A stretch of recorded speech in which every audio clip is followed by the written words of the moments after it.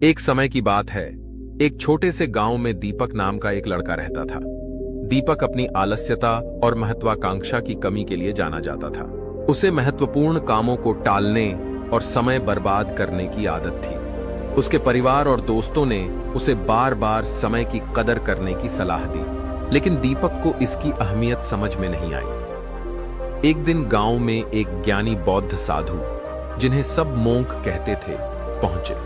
वे अपनी बुद्धिमत्ता और लोगों की समस्याओं को हल करने की क्षमता के लिए प्रसिद्ध थे।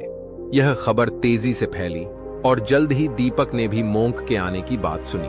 उसकी जिज्ञासा जागी और उसने उनसे मार्गदर्शन लेने का निश्चय किया। दीपक मोंक के पास पहुंचा, जो एक बड़े बरगद के पेड़ के नीचे बैठे थे। आदरपूर्वक झुकते हुए उसने कहा, सर, मैंने सुना है कि आपके पास महान ज्ञान है। कृपया मुझे मार्गदर्शन दें कि मैं अपने जीवन का सर्वश्रेष्ठ कैसे बना सकता हूं। मोंक मुस्कुराए और दीपक की कठिनाई को समझते हुए अपने बैग से एक रेत घड़ी निकाली और उसे दीपक को थमाते हुए कहा, यह रेत घड़ी समय का प्रतीक है। इसमें गिरते हुए हर रेत का कण तुम्हारे जीवन का एक अनमोल क्षण है। दीपक ने रेत घड़ी अपने हाथों में ली और उसकी अहमियत को महसूस किया। मोंक ने आगे कहा, अब सोचो कि इस रेत घड़ी का हर गिरता कण एक बर्बाद हुआ अवसर है। जब भी तुम आलस करते हो या समय बर्बाद करते हो, एक कण हमेशा के लिए खो जाता है। दीपक ने अपने कार्यों की गंभीरता को महसूस किया और ध्यानपूर्वक सुना। मोंक ने कहा, समय एक अनमोल उपहार है मेरे बेटे। यह किसी का इंतजार नहीं करता। जो समय बीत गया वह कभी लौट कर नहीं आता। अगर तुम इसे व्यर्थ करते रहोगे तो एक दिन तुम्हें पछतावा होगा। दीपक ने जल्दी से पूछा, लेकिन मैं कैसे बदल सकता हूं?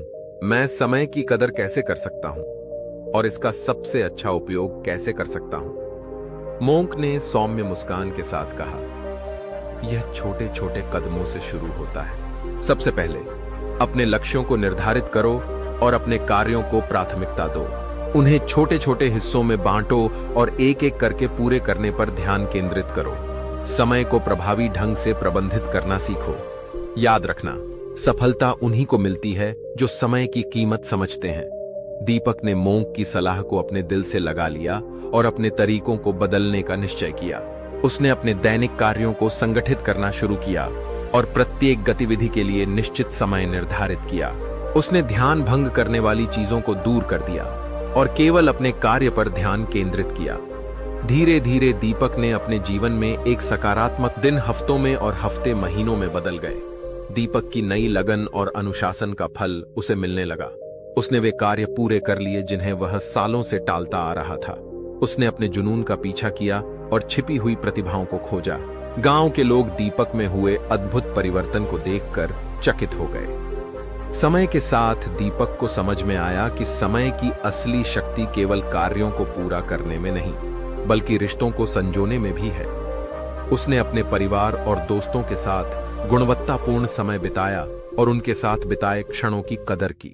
उसे एहसास हुआ कि समय एक सीमित संसाधन है और प्रियजनों के साथ बिताया हर क्षण एक खजाना है। सालों बाद दीपक बूढ़ा हो गया और गांव ने उसके अद्भुत उपलब्धियों और समय के बुद्धिमान उपयोग के लिए उसे सम्मानित किया। उसने अपनी कहानी युवा पीढ़ी के साथ साझा की, उन्हें हर गुजरते पल की कदर करने और अपने जीवन का सबसे अच्छा उपयोग करने की प्रेरणा दी। दीपक की कहानी दूर दूर तक फैली और अनगिनत लोगों को अपने समय के साथ अपने रिश्ते पर पुनर्विचार करने के लिए प्रेरित किया। लोगों ने समझा कि समय सिर्फ एक साधारण वस्तु नहीं है, बल्कि एक अनमोल उपहार है जिसे संजोकर रखना चाहिए। और इस तरह गांव मोंक की बुद्धिमत्ता और दीपक के बदले हुए जीवन के तहत फलने फूलने लगा, जो सभी को समय की महत्ता और उसकी शक्ति की याद दिलाता रहा। दोस्तों, कैसी लगी आपको यह कहानी? कृपया कमेंट सेक्शन में अपनी राय जरूर साझा करें। अगर आपको हमारी कहानी पसंद आई हो तो गॉड्स इंस्पायर्ड एमएस चैनल को सब्सक्राइब करना न भूलें। हम जल्द ही एक नई और दिलचस्प कहानी के साथ वापस आएंगे। तब तक के लिए अपना ध्यान रखें और खुश रहें। ओम नमो बुद्धाय।